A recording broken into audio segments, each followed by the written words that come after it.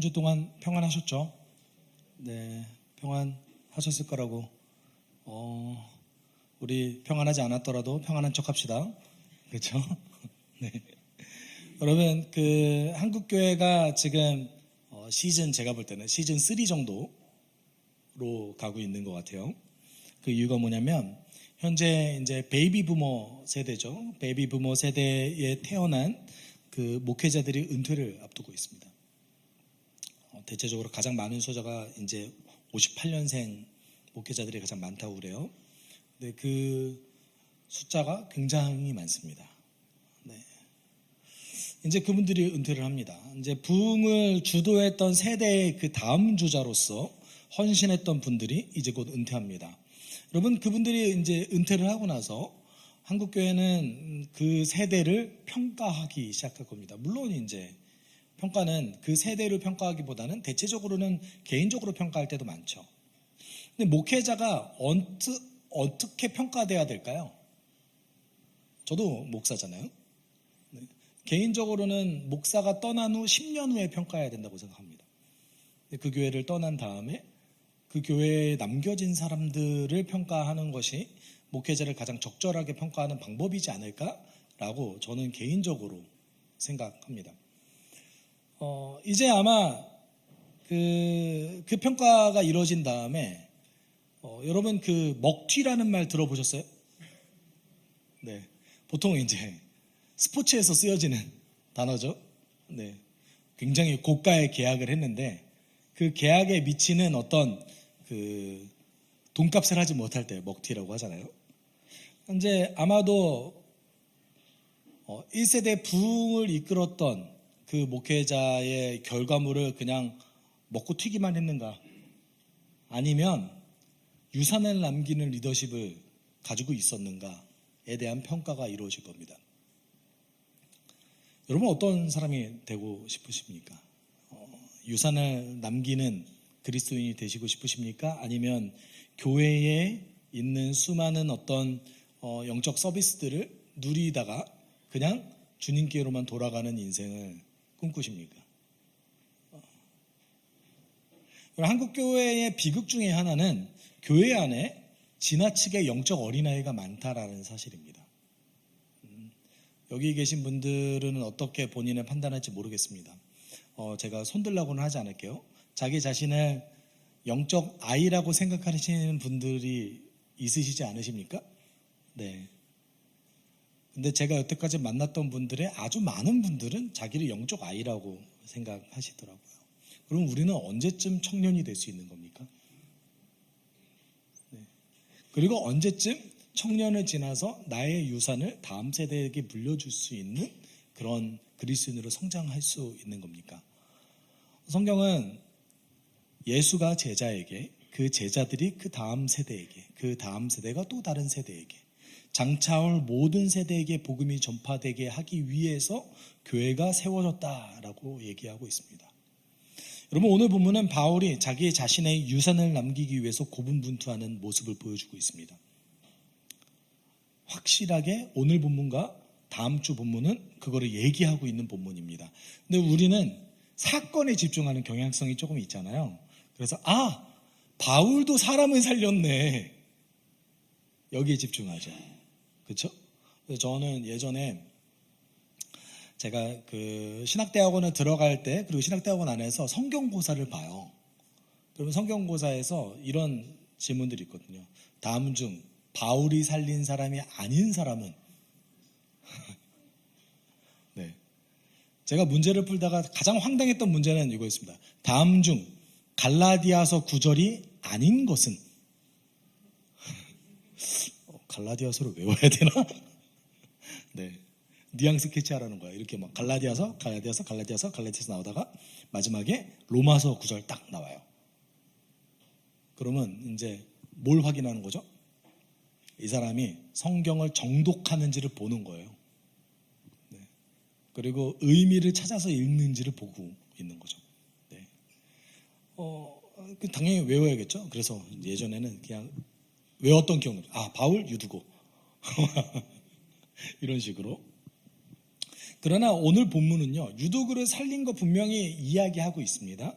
그렇지만 바울의 1절부터 16절까지는 바울이 자신의 유산을 어떻게 자신이 세운 교회에 남기려고 하는가를 집중하고 있습니다. 그리고 우리가 오늘 그것을 함께 살펴보면서 그럼 우리는 어떻게 해야 될까 한번 살펴봤으면 좋겠어요. 바울이 에베소에서 3년 가까운 시간을 사역했습니다. 굉장히 바울의 인생에서는, 바울의 선교 사역에서는 굉장히 긴 시간이었습니다. 그만큼 에베소에서의 사역은 중요했습니다. 아시아 전체를 총괄하는 교회로서 작용하게 하기 위해서 에베소 교회와 안디옥 교회는 아주 중요했습니다. 여러분, 에베소서 보시면은 에베소서는 짧지만 그 안에 압축적으로 굉장히 구원부터 시작해서 교회, 성화까지 다 얘기하고 있어요. 굉장히 짧지만 그만큼 에베소서 굉장히 중요한 성경이거든요. 바울이 교회를 어떻게 여기고 있는가 에베소서 보면 됩니다. 물론 다른 성경에도 등장하고 있죠. 그만큼 에베소에서의 사역은 바울에게 굉장히 중요했습니다. 그리고 그 에베소에서 사역할 때 바울이 적극적으로 서신서를 썼습니다. 특별히는 고린도 전서를 그때 썼던 것으로 보입니다. 그 3년의 시간 동안에. 그건 다른 얘기로 하면 에베소서 항구 도시였기 때문에 마게도니아에 있는 그 고린도와 그리고 아가야 지역에 있는 곳까지 바울이 영향력을 끼치면서 계속 사역을 했다라는 것으로 여겨집니다. 그리고 이제 에베소를 떠나서 이제 마게도니아와 그리스 지역의 교회들을 돌아보기 시작합니다. 2절에 이렇게 얘기하고 있어요. 바울은 그곳 여러 지방을 거쳐가면서 여러 가지 말로 제자들을 격려하고 그리스에 이르렀다라고 얘기하고 있습니다. 마게도니아와 그리스 지역에 바울이 교회를 세웠죠. 아마 대다수는 바울이 세운 교회였을 겁니다. 그리고 그 곳을 지나다니면서 여러 말로 제자들을 격려했다라고 얘기합니다. 근데 여러분, 바울이 왜 교회들을 격려했을까요? 여기서 이제 격려했다라는 단어는 위로했다라는 단어로도 읽혀질 수 있고 동기부여했다라는 단어로도 읽혀질 수 있습니다. 여러분, 왜 바울이 교회를, 물론 자신이 세운 교회지만 계속해서 돌아다니면서 격려했을까요? 그럴 필요가 있었을까요? 여러분, 보통 위로하거나 동기부여할 때는 뭔가 문제가 있거나 또는 힘든 삶을 살아가는 사람들에게 쓰는 단어 아닙니까? 그렇죠? 여러분, 1세기 교회는 지금과는 다른 모습을 지니고 있었습니다. 여러분, 현대에 이르러서 교회는 어떻게 여겨지고 있습니까? 보통은 건물과 조직으로 여겨지고 있죠. 한국에서 가장 큰 교단인 저희 교단 대한예수교 장로회 총회 또는 합동이라고 불려지는 이 교단에서도 교회 헌법을 살펴보면 교회를 설립하거나 가입하기 위한 요건이 있습니다. 근데 거기에 꼭 들어가야 될 게 뭐가 있을까요? 부동산이 들어가야 돼요. 네, 건물이 들어가거나 또는 임대 계약서라도 있어야 돼요. 여러분, 임대 계약서 없으면 뭐가 안 돼요? 교회 등록이 안 돼요. 네. 물론 그 안에 뭐 다른 조건들도 좀 있습니다. 그렇지만 그것이 반드시 첨부되어져야 합니다. 그리고 그렇게 설립된 교회를 또 두 개로 나눕니다. 저희 교단에서는 법적으로 두 개로 나누죠. 하나는 조직교회와 또 하나는 미조직교회로 나눕니다. 그럼 뭐가 조직이고 뭐가 미조직일까요? 우리는 개척교회와 개척교회 아닌 또는 자립과 미자립으로 나누잖아요. 근데 저희 교단에서는 개척과 개척이 아닌 교회 또는 자립과 미자립으로 나누지 않고 조직교회와 미조직교회로 나눕니다. 여러분, 조직이 됐다라는 것은 장로가 세워졌다는 뜻이에요. 네, 저희 교단에서는 25명의 성도당 1명의 장로를 세울 수 있습니다. 우리 교회 장로 세울 수 있어요, 현재. 네.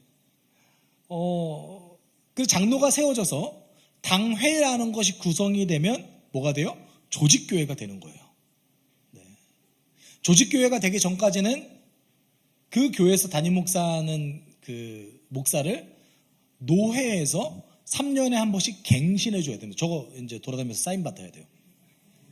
3년에 한 번씩 제가 숲속교회에서 담임을 해도 괜찮을까요? 그래서 이제 서기 목사님과 시차정 목사님 사인 받아서 노회에 제출해야 됩니다.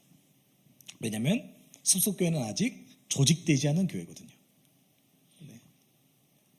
그러면 이런 거로 살펴봤을 때 교단 헌법에서 얘기하는 교회는 뭐 물론 그것이 교회다라고까지 정의하진 않지만 중요한 요소가 두 개가 있죠. 하나는 건물과 조직. 그래서 대체적으로 교회를 이야기할 때 현대 한국 교회에서 건물과 조직이 가장 중요한 요소입니다. 그래서 목회를 잘했냐, 목회가 성공적이었느냐를 살펴봤을 때 두 가지를 가장 많이 살펴봅니다. 그래서 교회 건축을 했는가? 두 번째는 뭡니까? 임직자를 얼마만큼 배출해 냈는가? 여러분 그래서 임직식이 목회의 꽃이라고 얘기해요. 저는 반대합니다. 세례식이 목회의 꽃입니다. 네. 여러분 제가 되게 분노하는 지점이 여기 있는데 세례식은 마치 찍어내듯이 이렇게 몇 달 다니면 세례를 하는데 임직식은 그렇게 노력을 해서 해요. 임직식 한 번 할 때 얼마나 그 부목사들이 기가 빨리는 줄 아십니까?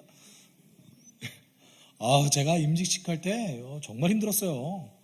그 투표할 때 여러분 저는 선관위 가가지고 그 투표함도 가지고 오고 막 그랬어요. 물론 그렇게까지 하시는 분 별로 없기는 한데 저는 그렇게 임직식 투표를 준비했습니다. 제가 시킨 건 아니고요. 제가 그렇게 시킴을 당했다 정도가 될 것 같아요. 여러분 대부분 모든 교단이 다 똑같습니다. 모든 교단이 이건 동일해요. 건물이 있는가? 조직됐는가?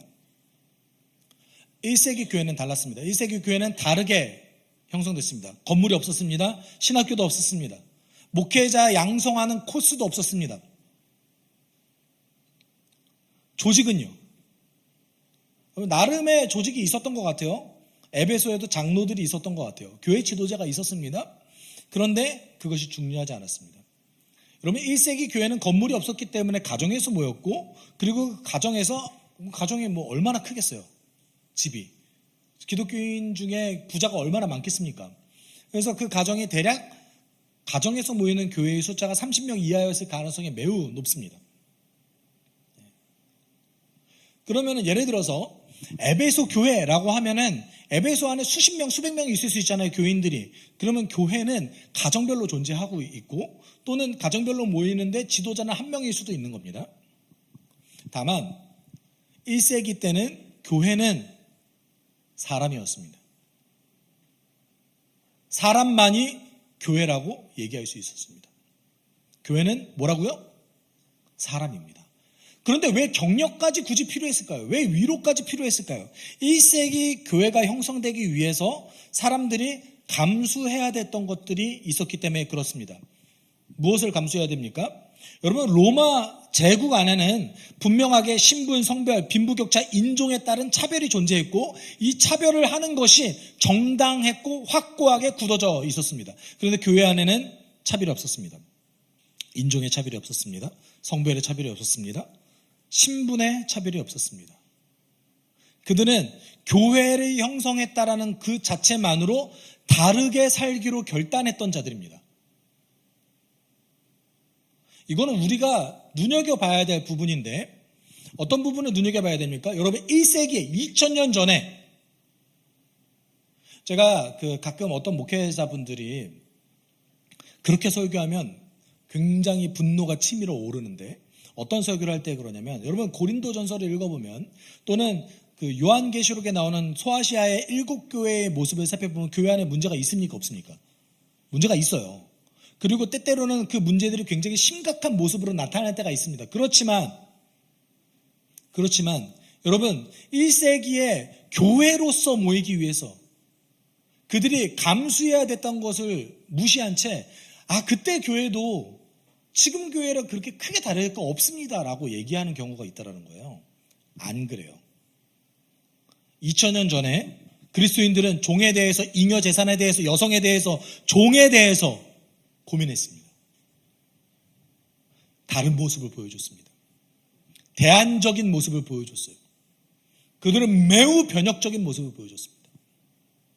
아니, 한국 교회도 마찬가지였어요. 여러분, 40년 전, 너무 오래전 얘기네요. 80년대부터 90년대 초까지 한국에 있는 모든 종교 중에 가장 진보적이고 젊은 종교가 어디였냐면 기독교, 아니 개신교였습니다. 40년이 지났습니다. 지금 한국 교회의 인구 분포는요, 한국 사회 2050년 정도의 인구 분포를 가지고 있습니다.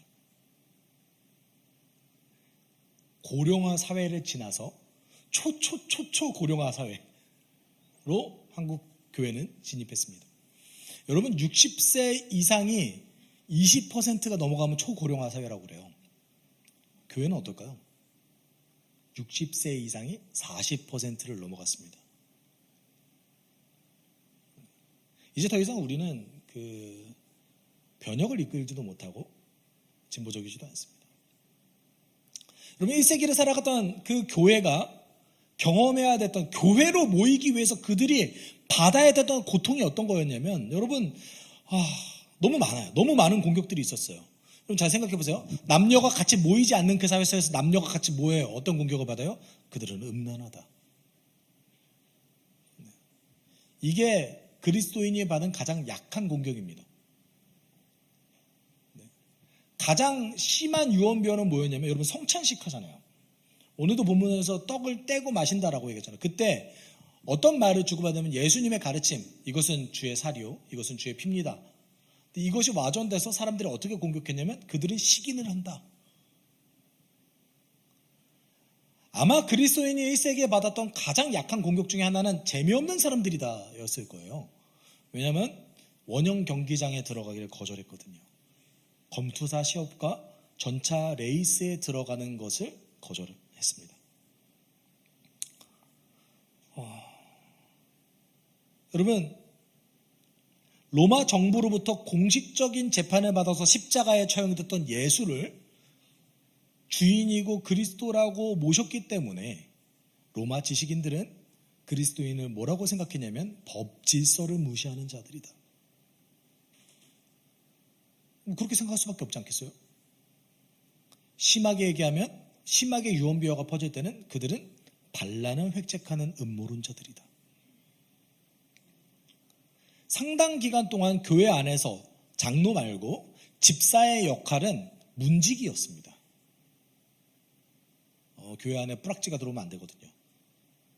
잘못 안 믿는 사람이 교회 안에 들어오면은 그 교회 전체가 감옥에 갇혀질 가능성이 있기 때문에 집사의 역할은 뭐였냐면, 문 앞에서 이 사람이 우리 교회 성도인지를 분별하는 역할이 집사의 역할이었습니다. 상당 부분.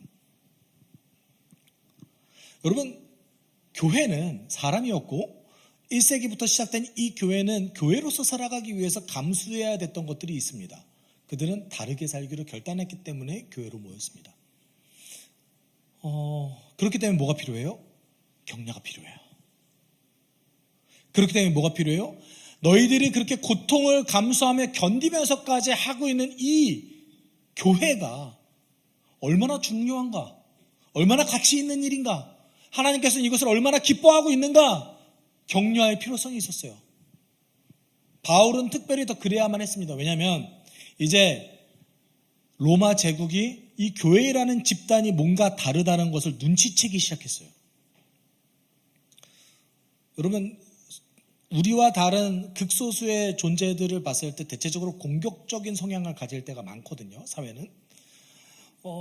기독교가 세계 곳곳에 전파되었을 때 사람들은 그 기독교를 먼저 박해하고 시작했습니다. 로마 제국에서도 마찬가지 일이 벌어졌죠. 300년이라는 시간 동안에 제국 전체에 황제의 칙령으로서 10번 정도의 아주 심각한 박해가 있었습니다. 이게 황제가 칙령을 내렸다는 거예요. 그러면 로마 제국의 모든 공무원은 기독교인을 잡아서 무조건 죽였어야 하는 칙령이 10번 내려졌습니다. 교회로 모인다는 것 자체는 변혁을 뜻하는 것이었어요. 다르게 산다라는 것도 뜻하는 것이었습니다. 바울은 그 교회로 모인 사람들을 격려할 필요성이 있었어요. 그리고 로마 제국은 이 교회를 이제 실제적으로 위협하기 시작했거든요. 3절에 그 위협이 등장하죠. 거기서 그는 석 달을 지냈다. 바울은 배로 시리아로 가려고 하는데 유대 사람들이 그를 해치려는 음모를 꾸몄으므로 그는 마게도니아를 거쳐서 돌아가기로 작정하였다. 우리는 초대교회에 대해서 입체적으로 보지 않아요. 보통 초대교회 하면 떠오르는 교회 어디만 생각합니까? 죄송해요. 어디만 생각해요? 예루살렘 교회만 보통 생각하죠. 그래서 초대교회 하면은 선한 일을 해서 칭찬받은 교회, 예루살렘 교회 정도로 얘기합니다. 그런데 잘 생각해 보세요. 초대교회는 예루살렘 교회처럼 칭찬받고 그 지역에서 인정받았던 케이스가 굉장히 적어요. 예루살렘 교회도 지속적으로 계속해서 칭찬받은 거 아닙니다. 아주 잠시 일시적으로 교회의 시작점에서 성령께서 아주 강력하게 역사하셔서 그런 일이 벌어진 거죠. 물론 그와 같은 사례가 오늘날에도 저는 일어날 거로 믿습니다. 그러나 동시에 그렇게 칭찬받고 인정받는 일보다 견딜 일이 더 많을 겁니다. 왜냐하면 어떻게 해야 되니까요? 다르게 살아야 되니까요. 실제로 이제 교회를 위협하기 시작했습니다. 유대인들도, 그리고 로마 제국도, 이제 공무원들도 나서서 위협하기 시작할 겁니다. 어려움이 시작됐습니다. 바울은 곳곳을 돌아다니면서 자신이 세웠던 교회를 격려하기 시작했습니다. 그리고 드로아라는 지역에서 이제 바울은 그곳에서 이제 성도들과 만나서 밤새도록 강론을 하기 시작해요. 7절 같이 읽어볼까요? 주간의 첫날에 우리는 빵을 떼려고 모였다. 바울은 그 다음날 떠나기로 되어 있어서 신도들에게 강론을 하는데 강론이 밤 깊도록 계속되었다. 여러분, 주간의 첫날을 언제를 얘기할까요? 네, 주일이에요, 주일. 물론 이제 토요일 저녁도 될 수 있는데 뭐하러 저녁에 일찍 저녁에 모이겠어요? 일단 오전에 모이겠죠. 그렇죠? 특히 고대 시절에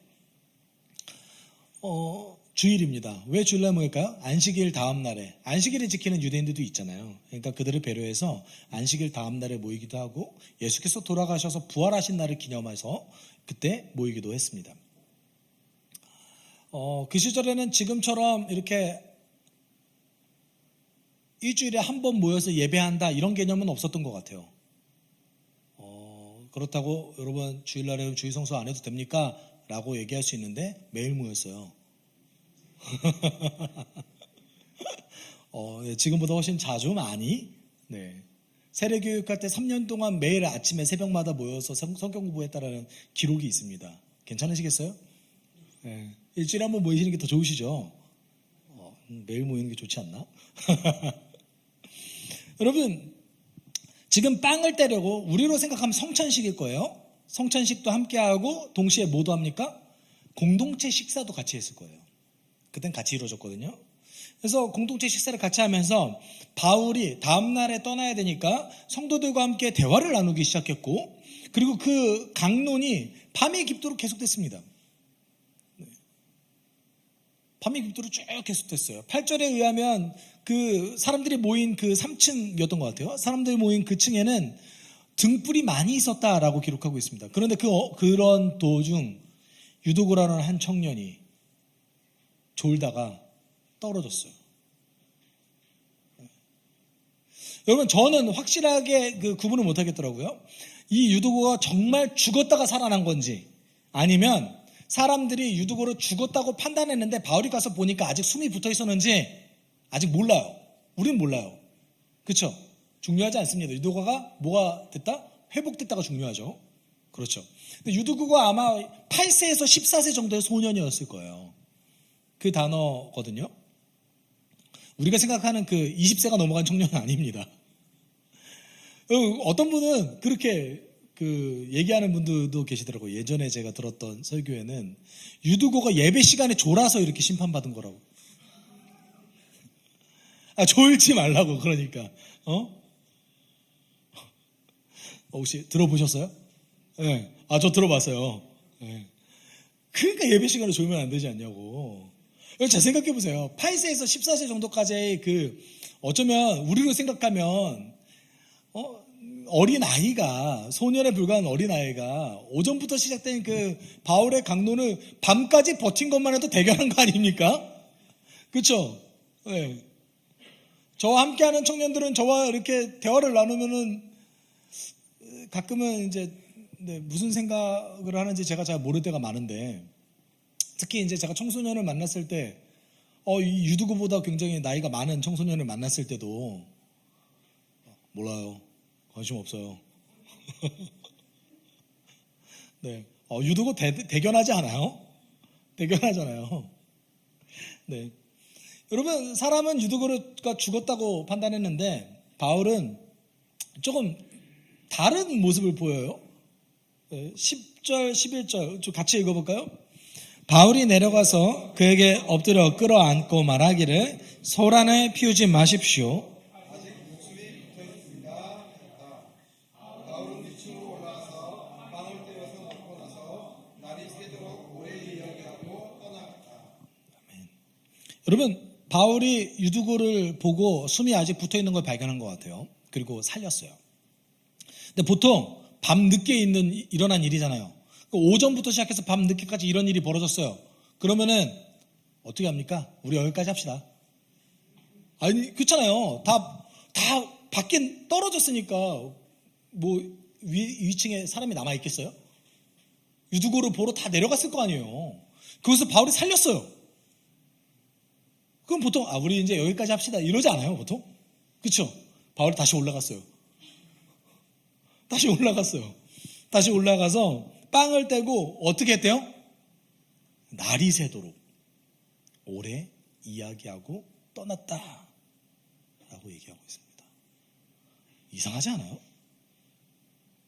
그리고 바울은 굉장히 마치 유두고가 이렇게 크게 다친 게 별일 아니야 라고 했던 것처럼 같은 느낌이에요, 조금. 저 같았으면 청심환을 먹었어야 될 것 같은데, 그가 살아났어도 진정이 안 됐을 것 같아요. 근데 성도들도 매우 이상한데, 12절에 사람들은 그 살아난 청년을 집으로 데리고 갔다. 그래서 그들은 적지 않게 위로를 받았다. 여기서 위로를 받았다라는 말이 또 다르게 번역하면 평안을 누렸다, 매우 평안을 누렸다라는 번역도 가능합니다. 아니, 한 사람이 죽다 살아났는데 평안을 어떻게 누립니까? 그렇죠? 여러분, 아마 대부분의 그리스도인들은 이 유두고의 일화를 보면서 한 사람이 죽었다 살아났다에 집중할 겁니다. 그렇죠? 그렇죠. 근데 사도행전은 한 가지를 더 주목하는데, 그거 주목하는 거 맞아요. 한 사람이 죽었다 살아났다라는 것을 주목하는 건 맞는데, 그것보다 더 깊게 강조하는 것이 있는데, 우리가 7절을 다시 읽어봅시다. 7절 같이 읽어볼까요? 바울은 그 다음날 떠나기로 되어 있어서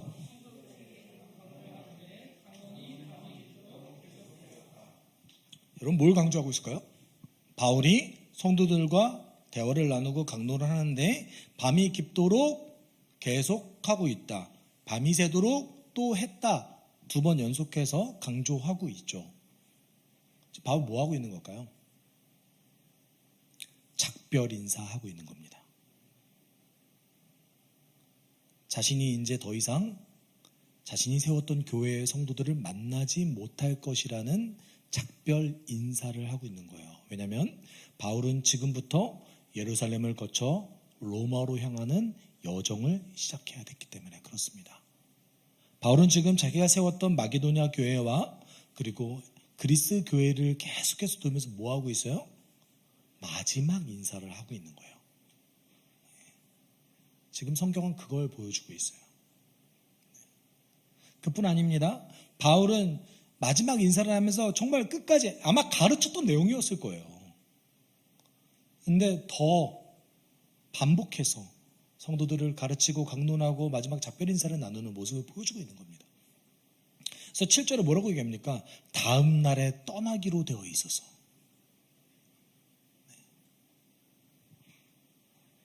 여러분, 4절에 보면 사람들 이름이 갑자기 뜬금없이 나와요. 그렇죠? 원래 위협이 있었다? 그러면 그냥 그거에 대한 설명해 줘야 되는 거 아닙니까? 근데 사람들이 이미 나와요. 그때 동행한 사람이 브로의 아들로서 베레아 사람 소바도와 데살로니가 사람 가운데서 아리스타고와 세군도와 더베 사람 가이오와 디모데 그리고 아시아 사람 두기고와 드로비모였다. 바울이 원래 소수 정예로 팀을 구성해서 다녔던 사람이거든요. 그래서 과거에 자신의 팀에 마가 요한이 합류하는 것을 거절하고 신라와 함께 동행했던 일이 있었습니다. 마가 요한이 한번 자기를 배신했거든요. 자신의 팀원을 고르는 것, 함께 동역자를 고르는 것을 굉장히 신중했던 사람이 이제는 여러 사람과 함께 동역하면서 하는 것을 보여주고 있어요. 바울이 성장했다는 것도 보여주고 있지만 동시에 뭘 얘기하고 있냐면 마게도니아와 그리스 지역에서 교회 지도자 역할을 해야 되는 사람들을 데리고 다니면서 성장시킨 거예요. 이제 내가 이 사람들을 길러내야겠다. 바울 뭐 준비하고 있는 겁니까? 자신이 사라진 뒤에서도 교회 성도들이 신학적으로 영적으로 잘 견뎌낼 수 있게 유산을 남기고 있는 작업을 하고 있는 겁니다. 바울이 그거 하고 있어요 지금. 여러분 우리는 이거를 눈여겨보지 않으면 잘 보이지 않죠. 네. 특별히 이제 다음 주에 함께 나눌 그 구절들을 살펴보면 그것을 더 확실하게 볼 수 있습니다. 여러분 그 바울은 사람도 길러냈잖아요. 그리고 자신이 직접 돌아다니면서 격려하면서 작별 인사를 했습니다. 이것만 했을까요? 아니요. 성경을 썼어요. 이 시기에 성경을 썼어요. 네. 여러분이 알고 있는 서신서들은 대체적으로 이 시기 이후에 중요한 성경들이 쓰여졌습니다. 특별히 오늘 우리가 함께 나눴던 이 본문에 기록된 이 시기에 고린도후서와 로마서를 썼던 것으로 보여집니다. 그러면 에베소 사역부터 자신의 사역의 마지막을 준비할 때 에베소서, 고린도전후서, 그 다음에 로마서 아주 중요한 성경들을 남기기 시작하는 거죠. 거기서 바울이 뭘 얘기합니까? 여러분 에베소서, 로마서 뭘 얘기합니까? 교회는 뭔가? 복음이 무엇인가? 성장하는 것은 무엇인가? 은사가 무엇인가? 교회의 질서는 어떻게 유지해야 되는가? 우리는 어떤 목표를 향해서 어떻게 살아가야 되는가? 인생의 청사진을 그리기 시작해요. 뭘 남기고 있어요? 유산을 남기고 있어요. 내가 사라져도 나와 함께 했던 성도들이 신학적으로 영적으로 견딜 수 있게 해야겠다. 여러분 이것이 성경에 기록된 그리스도인의 모습입니다. 여러분 성경에 기록된 그리스도인의 모습은 유산을 남기는 자들입니다. 본문에 기록된 바울과 같이 남겨진 자들, 바울은 그리고 사도들은 남겨진 자들이 어떻게 앞으로 더 살아갈 것인가, 다르게 살기로 결단한 이 사람들에게 어떤 유산을 남길 것인가 깊이 고민했던 자들입니다.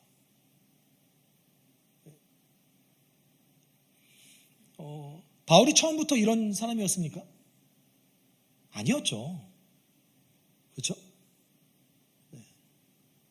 여기 계신 분들 중에서 많은 분들이 저와 이렇게 그 풍성한 삶의 기초라든지 이렇게 할 때 때때로는 그런 얘기도 하세요. 조금 할 걸 그랬어요. 많이 하니까 너무 힘들어요. 제가 누구 저격하기 위해서 하는 말 아닙니다. 네. 우리의 속성은 다 그래요. 우리의 속성은 여러분 사랑 받고 싶어요? 사랑 주고 싶어요? 받고 싶죠. 내 걸 나누고 싶습니까? 받고 싶습니까? 받고 싶죠. 누가 그거를 동일하게 내가 받는 것보다 주는 게 복되다라고 하지만 맨날 주다가 누가 여러분 생각해보세요. 맨날 밥 사다가 단 한 번도 나에게 이 사람이 커피라도 안 사줘요. 그러면 서운하잖아요. 안 그러세요? 저만 이상한 거죠. 지금 저만 이상한 거죠. 그렇죠? 네, 제가 이상해요. 우린 다 그래요. 그런데 여러분 잘 생각해 보시면 바울은요 고린도전서에서 우리의 인생의 끝부분에서 어때야 되는가에 대해서 사실 기록했습니다. 그래서 고린도전서 3장 12절 13절에 여러분 고린도 교회 문제 많은 교회였거든요. 그래서 고린도전서에서는 자신의 욕망대로 살고자 하는 자들, 그리고 자신의 욕망 때문에, 자신의 부정적인 감정 때문에 신앙을 이용하려고 하는 자들에게 바울이 이렇게 권면했습니다. 누가 이 기초 위에 금이나 은이나 보석이나 나무나 풀이나 집으로 집을 지으면 그에 따라 각 사람의 업적이 드러날 것입니다. 그날에 그것을 환히 보여줄 것입니다. 그것은 불에 드러날 것이기 때문입니다. 불이 각 사람의 업적이 어떤 것인지가를 검증하여 줄 것입니다. 여러분 좀 은유적으로 쓰여졌지만 여기서 얘기하는 기초는 예수 그리스도입니다. 예수 그리스도라는 그 기초 위에 우리는 인생의 업적을, 집을 짓고 살아가는데, 그 집을 짓고 살아갈 때 하나님께서 그 집을 인생의 끝부분에서 판단하신다 이거예요. 하나님이 판단하신대요, 우리의 인생을. 그래서 하나님이 보시기에 합당하면 칭찬하시겠죠. 근데 하나님이 보시기에 합당하지 않으면 어떻게 한대요? 불태워버리시겠대요. 그리고 그 구원은 부끄러운 구원이 될 것입니다 라고 얘기합니다. 여러분, 우리가 최후에 하나님 앞에 섰습니다. 하나님 앞에 설 때 여러분 어떤 모습으로 하나님께 서시기를 소망합니까? 야, 잘했다, 착하고 충성된 종아, 내가 너에게 맡겨진 그것들을 잘 관리하고 너의 아름다운 집을 지었구나, 이렇게 칭찬받으시겠습니까? 아니면은 아유, 야, 그래서 네가 와서 너무 기쁘다, 근데 네가 했던 거는 내가 좀 받기는 힘든 것 같아 라는 부끄러운 구원을 받으시겠습니까? 네. 바울과 같은 인생을 살아갔던 것, 유산을 남기는 인생을 살아갔던 것, 이것이 주 앞에서 복받는 인생이에요.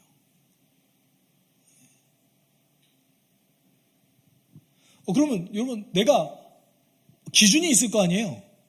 어떤 기준으로 어떤 선택을 해야 좋은 겁니까? 바울이 아주 친절하게 또 얘기하죠. 사실 3장 전체를 저는 오늘 읽고 싶었는데 기회가 되면 고린도전서 3장을 한번 강의했으면 좋겠어요.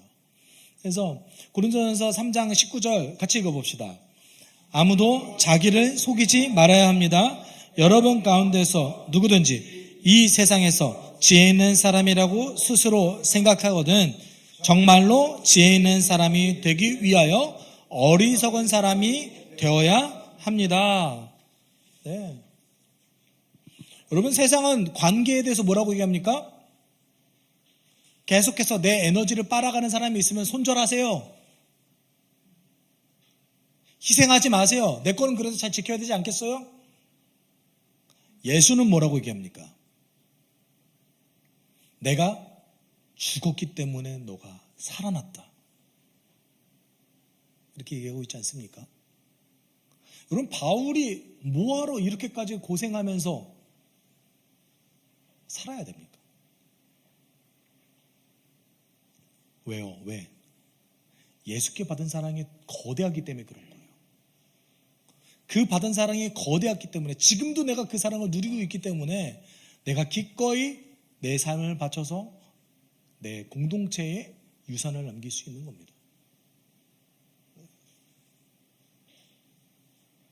세상에서 지혜롭다고 얘기하는 것을 다 거절하고 마치 어리석은 자가 되어서, 낮은 자가 되어서 그들을 향해서 살아가는 것이죠.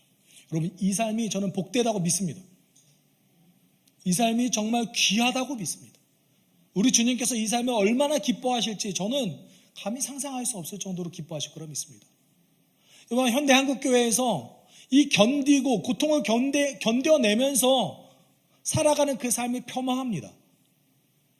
뭐가 많이 드러납니까? 은혜를 누리고 축복을 받는 삶을 이야기합니다. 우리의 모든 간증은 뭔가 받은 거로 끝납니다. 저는 우리의 간증이 희생이길 소망합니다.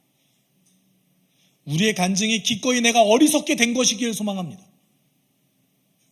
그것이 부르심에 합당한 삶을 살아가는 삶일 겁니다. 여러분, 같이 기도했으면 좋겠어요. 함께 기도할 때, 하나님, 우리가 하나님의 은혜를 누리고 축복을 받았다라는 핑계로 이 땅에 썩어진 것들을 자랑하지 않게 주님 도와주십시오. 내가 얼만큼 벌고, 내가 얼만큼 누리고, 내가 얼만큼 돈을 쓰는 것을 자랑하지 않게 주님 도와주십시오. 우리가 자랑해야 될 것은 주 안에서 희생의 삶을 살아가는 것. 내가 오늘도 고통 가운데서 견디는 그 삶, 그 삶을, 그 정신을 유산으로 남길 수 있는 우리 될 수 있게 주님 인도하여 주시옵소서. 우리가 함께 이렇게 기도하도록 하겠습니다. 사랑이 많으신 하나님 아버지 감사합니다. 하나님, 우리는 우리의 욕망을 하나님 당신께서 여과 없이 드러내면서 내 욕망을 누리는 것을 간증이라는 이유를 자랑할 때가 많습니다. 하나님, 견디는 삶을 간증하게 하여 주십시오. 나누는 것을 간증하게 하여 주십시오. 내 안에 실패와 내 안에 좌절과 내 안에 어려움을 나눌 수 있는, 간증할 수 있는 우리 될 수 있는 주님 도와주시옵소서. 하나님, 바로 착한 마음으로 듣고 간증하여 열매 맺는 성도의 삶이 너무나 가치 있습니다. 그것이 우리의 삶의 유산입니다. 하나님, 우리가 유산을 남기는 그런 삶의 여정을 살아갈 수 있는 우리가 되어 주시옵소서. 하나님, 우리가 누리면서 하나님 그것을 나누지도 삶 살지 않게 인도하여 주십시오. 불편합니다. 사람들은 그것을 어리석다고 얘기합니다. 하나님, 그렇지만 그것이 가장 지혜롭고 그것이 가장 영광이고 그것이 가장 영광스러운 삶인 줄 우리는 믿습니다. 하나님, 그 삶을 선택하게 인도하여 주십시오. 무엇을 위해서 살아가야 되는지, 무엇을 목표로 해야 되는지를 모르는 채 이 땅에서 돈을 벌고 돈을 쓰는 것에 집중하여서 하나님, 그것이 하나님 주신 모든 것이니까 하나님, 살아가는 우리들이 아니게 도와주십시오. 하나님, 유산을 위해서 도와주십시오. 하나님, 성도들을 바라보며 자꾸 있는 생각이 마음에 그 심정 우리가 배울 수 있게 도와주십시오. 하나님, 마지막에 하나님 나라에서 주님 배웠을 때 하나님, 잘했다 칭찬받는 잘한 쪽이다, 하나님 수고했다, 나 고생했다 라고 영광받을 수 있는 우리 성실한 쪽이다 될 수 있는 우리 도와주십시오. 사랑이 많으신 하나님 아버지, 우리는 당신께 예수 그리스도라는 아주 거대한 선물을 받았습니다. 우리가 평생 그것을 갚으려고 노력해도 도저히 갚아지지 않는 그 사랑을 우리는 선물로 받았습니다. 그 사랑 온전히 누리게 도와주시고 실천하게 하여 주십시오. 그리고 그 사랑을 실천할 때 더 깊이 있게, 더 넓게 예수의 사랑이 나에게 더 다가오게 인도하여 주십시오. 우리가 희생할 수 있는 이유, 우리가 유산을 남길 수 있는 이유, 그 모든 것이 예수와 동행함에 있습니다. 내가 때론 지치고 어려울 때, 내가 때론 주님의 뜻대로 살아가는 것이 힘들다고 느껴질 때, 내가 도저히 갚을 수조차 없는 그 사랑을 베푸셨던 그리스도의 놀라운 사랑을 묵상하게 하여 주시옵소서. 모든 것 감사드리며 거룩하신 예수 그리스도의 이름으로 기도드립니다. 아멘. 주 예수 그리스도의 은혜와 하나님의 사랑과 성령의 교통하심이 자신의 인생을 다음 세대의 유산으로 남기기에 소망하는 숲속교회 성도들과 그들의 한 주간의 삶 가운데 함께 있을지어다. 아멘.